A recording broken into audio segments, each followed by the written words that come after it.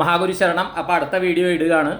അപ്പോൾ ഇതിലെന്താണെന്ന് വെച്ച് കഴിഞ്ഞാൽ ഞാനിപ്പോൾ മുന്നിലെ വീഡിയോയിൽ ഗ്രഹം, ധാന്യം, നിറം, പുഷ്പങ്ങൾ പറഞ്ഞിട്ടുണ്ട്. അപ്പോൾ ആ ധാന്യങ്ങൾ അതാത് ദിവസങ്ങളിൽ ആ ദശാകാലത്തുള്ളവർ ഉപയോഗിക്കാൻ ശ്രദ്ധിക്കുക. ശനിയാഴ്ച ശനീശ്വരനെ കയ്യിലെടുക്കാൻ ശ്രമിക്കുന്നവർ, ശനീശ്വരൻ നമുക്കങ്ങ് ഒരു സിനിമ പറയുന്നുണ്ടല്ലോ, നമുക്കങ്ങ് ഡൽഹിയിലും ഉണ്ടടാ പിടി എന്ന് പറയുന്ന പോലെ നമുക്കന്ന് ശനി ലോകത്തും ഉണ്ടടാ പിടി എന്ന് പറയുന്ന അത് ചെയ്യണം എന്ന ആഗ്രഹമുള്ളവർ എന്താ ചെയ്യണമെന്ന് വെച്ച് കഴിഞ്ഞാൽ ശനിയാഴ്ചകളിൽ ഈ ധാന്യം അവരുടെ ദശ എന്താണോ ഈ ധാന്യം ഉപ്പില്ലാണ്ട് ഉപയോഗിക്കുക. ഇപ്പോൾ മലരാണെങ്കിൽ പോലും തേങ്ങാപ്പീര വെച്ചിട്ട് എന്തെങ്കിലും ഉണ്ടാക്കി കുറച്ച് ശർക്കര ഇതുണ്ടാക്കി കഴിക്കുക. ഷുഗറുള്ളവർ, പ്രഷറുള്ളവർ ഉപ്പും പഞ്ചസാരയൊക്കെ നോക്കി ഉപയോഗിക്കണം ദയവ് ചെയ്ത്. ഉപ്പ് ഒഴിവാക്കാനായിട്ട് പറയുന്നില്ല പ്രഷറുള്ളവർ. ശനിയാഴ്ച ആ എള്ളിൻ്റെ ഇത് മാത്രം എടുത്താൽ മതി. ദയവ് ചെയ്ത് ആരോഗ്യപരമായ കാര്യങ്ങളിൽ നിങ്ങൾ നിഷ്കർഷിക്കുന്ന ചിട്ടയിൽ തന്നെ മുന്നോട്ട് പോകും. ഇതല്ലാണ്ടുള്ള ആൾക്കാർക്കാണ് ഇത് പറയുന്നത്.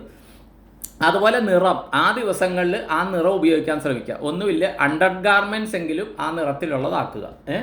പിന്നെ നമ്മൾ പുഷ്പങ്ങൾ ക്ഷേത്രങ്ങളിൽ കൊടുക്കുന്നുണ്ടെങ്കിൽ ഈ പുഷ്പങ്ങൾ കൊടുക്കുന്നത് നല്ലത്. അതിൽ ഈ പുഷ്പങ്ങൾ നമ്മൾ ചെടിച്ചട്ടിയൊക്കെ ഉണ്ടെങ്കിൽ ഈ പറഞ്ഞ കൂളത്തല എത്രമാത്രം പ്രാവർത്തികമാണെന്ന് എനിക്കറിയില്ല. പക്ഷേ വെള്ളത്താമര, ചെത്തി, തുളസി, ചെമ്പകം, മുല്ല, കരിങ്കോള എനിക്കറിയില്ല, നാഗതന്തിപ്പൂ അറിയില്ല, ഏരിക്കും പൂ, ഇതൊക്കെ ചട്ടിയിൽ വളർത്താൻ പറ്റും. നമ്മുടെ നേഴ്സറികളിൽ നിന്ന് കിട്ടും.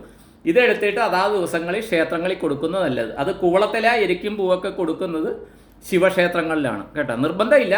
ഒന്നുമില്ലെങ്കിൽ ഇതെടുത്തിട്ട് മാല കോർത്ത എന്തെങ്കിലും വീട്ടിൽ പൂജാമുറി ഉണ്ടെങ്കിൽ ഇത് ചെയ്താൽ നല്ലത്. കാര്യം ഈ ധാന്യം, ഈ നിറം, ഈ പുഷ്പങ്ങൾ, ഇതിൻ്റെയൊക്കെ എനർജി ഉണ്ട്.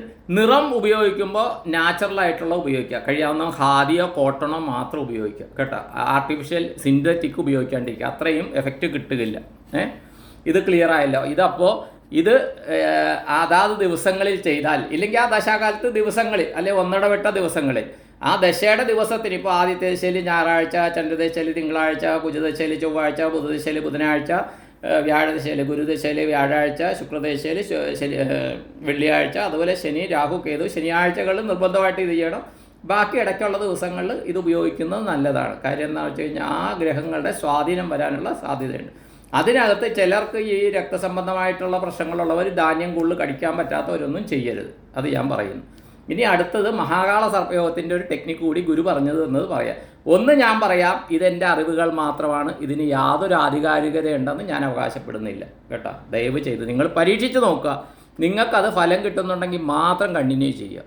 ഇത് വേറെ ആളോട് ചോദിച്ചിട്ട് ഇത് ശരിയാണെന്ന് പറഞ്ഞ് സർട്ടിഫിക്കറ്റ് വാങ്ങിച്ചിട്ട് ചെയ്യാൻ പോയി കഴിഞ്ഞാൽ ചിലപ്പോൾ നടന്നു എന്ന് വരികയില്ല. എത്ര പേര് സർട്ടിഫിക്കറ്റ് തരും എന്നുള്ളത് സംശയമാണ്. ദയവ് ചെയ്ത് മനസ്സിലാക്കുക. Okay, thank you. എല്ലാവർക്കും നന്ദി, നമസ്കാരം. All the best to all. Thank you all.